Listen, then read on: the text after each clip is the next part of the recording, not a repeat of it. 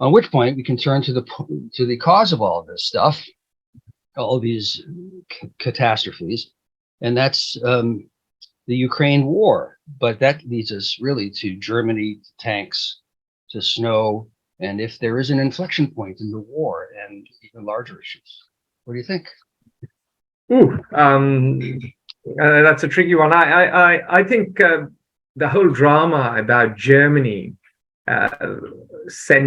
finally sending 14 of its Leopard II tanks, and I've been reading up on the Leopard II tanks, and they seem a phenomenal piece of German engineering, introduced, of course, in 1979. They seem to have a better speed than M1 Abrams tank. They seem to be mobile, durable, accurate firepower, all the good stuff. But I think the reason Germany took such a long time to part with just 14 tanks is really Germany has been dragged screaming and kicking into this war. The zeitenwende that Olaf Scholz... You mean out of the hole in which they've buried their head? That's the Anglo-Saxon point of view. The French point of view is that Germany should have stood up more to the US. The French actually see, and I've been told by the French actually see the Germans as a bit too servile to the Americans, and they should have done what Charles de Gaulle did in 1967 when you were a young man and walked out of NATO.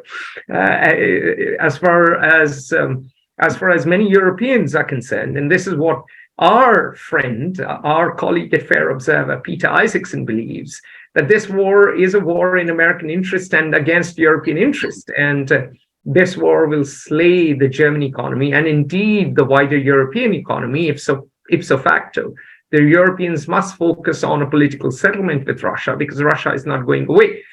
And I think German reticence, and I was doing some reading of German papers and speaking to some of my German friends, some of whom are in parliament, and it was very interesting.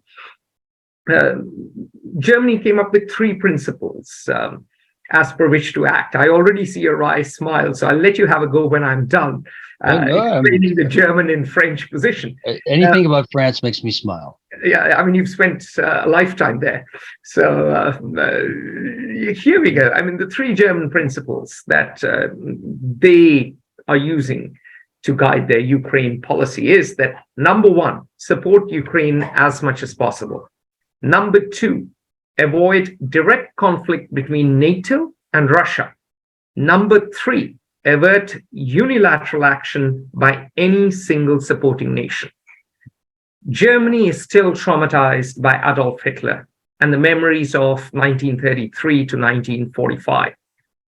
So they've gone from these swashbuckling, jackboot-wearing, marching, aggressive, military adventurers to soft sissy pants, or soft sissy wet pants.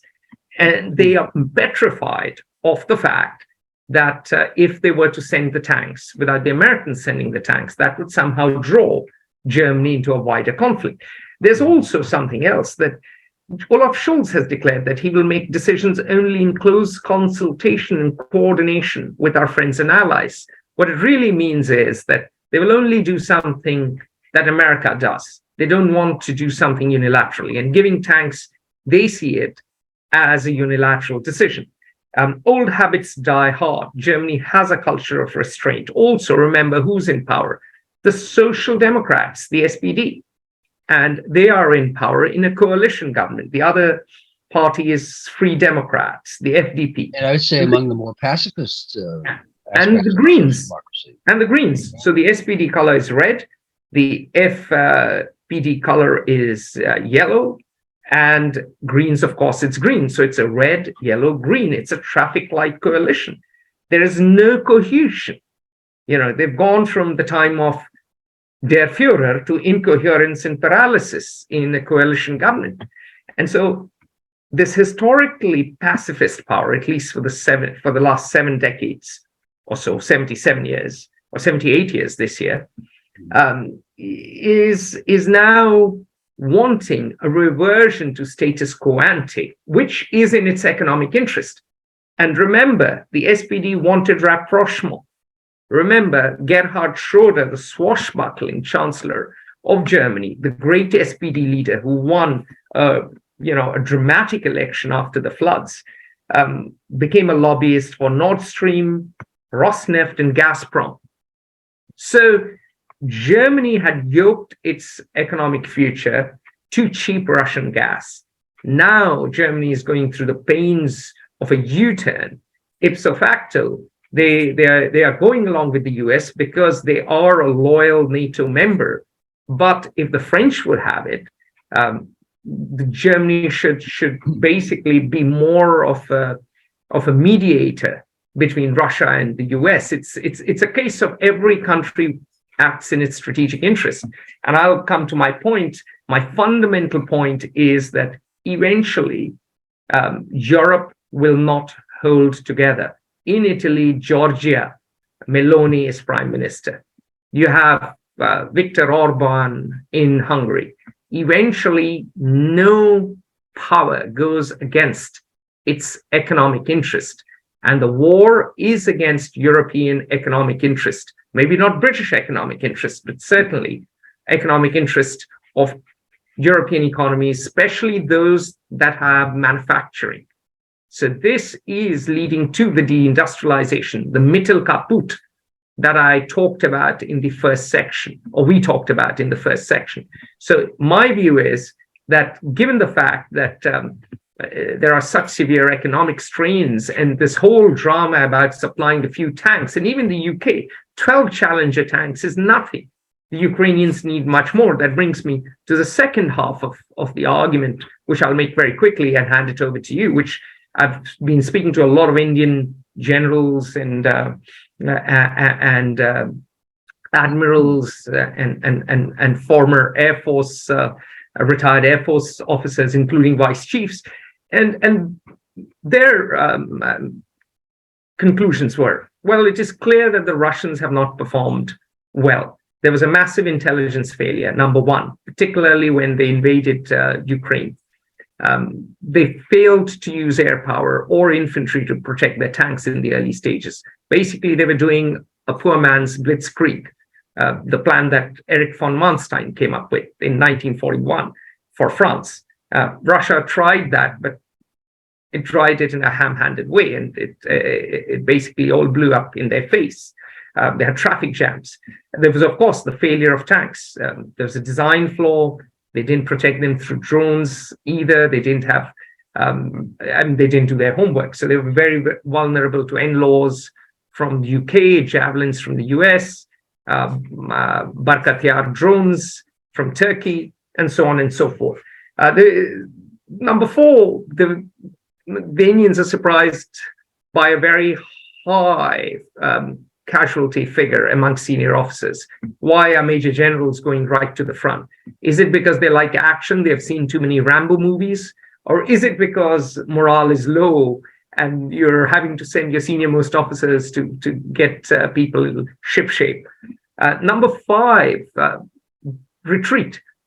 The best test of a military, as some say, is when it retreats. Can it hold formation? Can it be organized in retreat?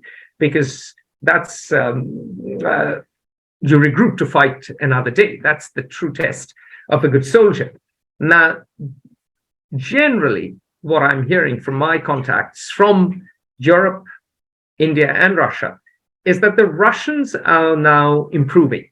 It's in keeping with 1941, when initially Russians were completely shambolic. In fact, Stalin locked himself away. He didn't believe there would be a war. There's a complete collapse.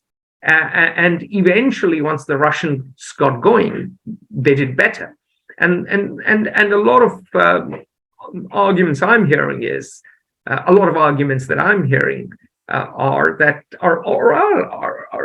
fundamentally premised on this point, that for Russia, this war is existential. And Ukrainians will run out of steam. They don't have the economy to support this war. The backing that they have is fraying. And my view, and I take a demographic view, is that they do not have the men to sustain the fight. They've just lost a number of senior people in a helicopter crash. There's also been a major corruption scandal at the height of the government. And I think the Ukrainians don't have the manpower, don't have the leadership, the sophistication of the leadership to fight the war. They are not Britain in 1941 with a Churchillian statesman at the helm. They have a comedian in charge who puts up a good show and wins over people from around the world, but they simply don't have the wherewithal for winning a protracted fight. I think Russians will retain Donetsk and Luhansk and the land bridge to Crimea, which is why the Ukrainians want the tanks, because they want to take Mariupol in a tank battle and cut off Crimea from Russia. I think Russia is more likely to prevail. I'll hand it over to you. Sorry for going on for so long. No, well, here again, since we can't know the future, and there are so many variables that a future will be until it resolves into whatever it resolves into, the future is multiple and almost infinite in its possibilities. And what you say could be one way it plays out. I don't think so, but I'll try to comment in two ways. One, I think where you focus your attention on the current military balance, trends, political pressures, and so on. And then two, on, pardon me, on what I think is the significance of the current moment, not just the war, but the period from the beginning of the year until early summer, is pretty clearly, I think, developing into an inflection point in history. But which way it will reflect is not certain. I am, from the Ukrainian NATO perspective, or as a partisan of Ukraine and NATO's, more hopeful or even guardedly optimistic than certainly your description, but not certain in any way. So the tanks, which are the issue of the moment, of the day. Of course, it's true that 14 or 15 Challenger tanks from the UK and 15 Leopards from Germany are not consequential. The military analysts in the Pentagon, British Ministry of Defense in Ukraine, and are reflected in what Zelensky has been public about, which is that it will take about 300 tanks to make a decisive difference. It would take about 300 tanks, and then for things to go correctly, to make a decisive difference in the battlefield. However, 15 here and 15 there add up to quite a bit already, and it seems clear that NATO has been coordinated. Here, one second, Atul, has been coordinated rather than piecemeal in finally bringing Germany along to feel comfortable enough to make a historically significant decision to engage its heavy armor in a conflict. And what we see already, and the numbers will increase in the coming days, I'm pretty sure, is that the United States has pledged, as of yesterday, 15 Abrams, the UK 15, Poland already 15, that's 45, Germany 30, that's 65. The French have pledged several dozen light tanks, we'll call them. They're called AMC-10s. They aren't a true tank, but near to it. And with the discussion being that it is likely they will announce they will give a significant number of Leclerc tanks, which is the French main battle tank, all of which have added up already to 100 just in the initial discussions in the past day. So we're quickly approaching, just with regard to the tank issue, a significant enough number to make a qualitative difference on the battlefield. Yeah. Quick question, Glenn. You've served in Europe. You've served as deputy national intelligence officers. You do a lot of analysis of these factors. So I have a very simple question. Generally, if we look back in the past, and of course I'm fascinated with Blitzkrieg. In fact, I first became obsessed with it as a 17-year-old. Says something about me, I suppose. But what they do require, they've always required, is extraordinary degree of training, supply chain, logistical expertise. And here we have an assorted chocolates collection, so to speak. And you'll need different spares for different tanks. Will they be able to coordinate? Will there be enough Ukrainians who are trained enough to handle them? And of course, the Russians have thousands of tanks, and even if they may be poor quality, as they were back in 1945 when they stormed into Berlin, even if they lose 5 and the Ukrainians lose 1, or even if they lose maybe 10 and the Ukrainians use 1, the numbers are still in the favor of the Russians, and even the best tanks can be blown up. So my question is really that this infusion of new tanks, is it all that much a big deal, or were you better off giving the Ukrainians jets? Well, that may be coming soon if the rumors are to be believed, and I think that they probably are. But we'll put the jets issue on hold for the moment. Certainly, one would rather have integrated weapon systems that are homogeneous, so that supply chain, logistics, training, and doctrine and so on can all be harmonized or simpler. That's certainly true. However, I wouldn't, and I think it's also true that Russia has the manpower. It's not certain it has the industrial base now to sustain an increased level of warfare for a indeterminate period of time.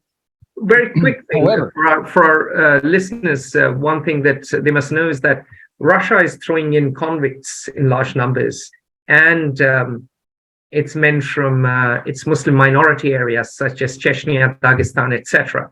So Russia is losing people or men that it doesn't really care about. So on the one side, you have ragamuffins from Russia, whilst Ukraine is losing the flower of its youth. And Bakhmut in particular, Ukrainians are getting a battering, especially in terms of losses, casualties. And one thing to also remember is that unlike 1916, say, when you had the Battle of Somme and the British had 56,000 casualties in a day, and the British and the French had over 100,000 casualties that day, and so did the Germans. In those days, families generally had 4 to 5 or 6 to 7 children. And so nations could afford casualties. Since 1991, Russian and Ukrainian women have been hardly having any children. Birth rates have been going down. The population has gone down, and it's an open question as to whether both countries can take serious casualties. Over to you, Glenn. Yeah, I don't think I agree with that, actually. I think that Russia could sustain casualties, hideous as they are, for a long period of time, if the political system could withstand the pressures that brought. And I think Ukraine can too. Ukraine's population is 40 to 50 million. That's about the population of France and the UK in World War II and World War I. Those countries sustained several million casualties and deaths. More children, though. Much more children, and fewer older people in those days. Yeah, it was the younger demography. The younger society. Yeah, younger society. That's the operative fact. Yeah, I don't think that the number of casualties is likely to be decisive. I think more likely for either side. I think more likely is the effects that the strain of war puts on whether the economies can continue to function and the political system can continue to be coherent. And there you have size on the side of Russia and totalitarianism on the side of Russia in a sense, but you also have motivation and unity and on the side of Ukraine. So I don't think those will be decisive. What I think, however, is significant is it is true that Russia has thousands of tanks still. However, prior to February 24, 2022, when Russia invaded, estimates were that Russia had about 10,000 tanks. However, of those 10,000, probably, and these are rough figures, but roughly correct, about 2,000 of them were modern and functional. Another 2,000 or 3,000 were the tanks from the 60s and 70s, the T-62s, T-72s, and so on, T-64s, T-72s, that were a generation or two obsolete, but still functional. And then 3,500 or 4,000 of them were in artillery parks, armor parks, and could be used for pieces, but were truly outdated or not functional. Most all, not all, but most of the modern tanks, modern armor that Russia had has been destroyed. A large percentage of the second level armor tanks that Russia has had have been used, are being used, and have been or are being destroyed. Russia is working its factories around the clock, but cannot produce, and I don't know the numbers here, but cannot produce enough tanks to resupply in an active way within a year anyway, Russian armor, which gets to the point, one of the points I wanted to make, which is that there is a window of opportunity and danger, both for Ukraine. For the next 12 months, according to the Pentagon and other defense professionals, Russia's military will be reeling. But it is possible, as you say, they are learning from their mistakes, and they are trying to inject, with debatable success, numbers into their army, into their military, that come a year from now, they can recapture some of their force. I'm not talking about terrain necessarily, which is why the tanks coming from the West to Ukraine now are critical, because the next 12 months are probably decisive. And whereas NATO, the EU, the United States have been coherent and sustained in their support, every day that becomes harder to maintain for the reasons we talked about in the first segment on the environment. But I want to just quickly make what I think is the larger point. Scholz and Putin, I think, fear that we are at an inflection point in the war, and therefore in European and global history. Putin because he doesn't want to see Ukraine slide away, and for him, his regime is in play. I disagree with your Indian colleagues. Russia is not in play, but his regime is. Ukraine hopes that we're at an inflection point because they want to survive and want to become a member of the West. I think the US and NATO believe that it can be so. So the results of the war go well beyond Ukraine survival, well beyond even global food supplies and energy supplies, catastrophic as the consequences already are, and will determine how Europe and the international system organizes itself, and whether actions like Putin's toward Ukraine, or conceivably Xi's toward Taiwan, will shape the future more strongly than otherwise would be the case. Which is why we're at an inflection point, and this armor decision on the part of NATO is potentially so consequential, not just for Ukraine's survival. Join the conversation at Fair Observer and subscribe to our YouTube channel.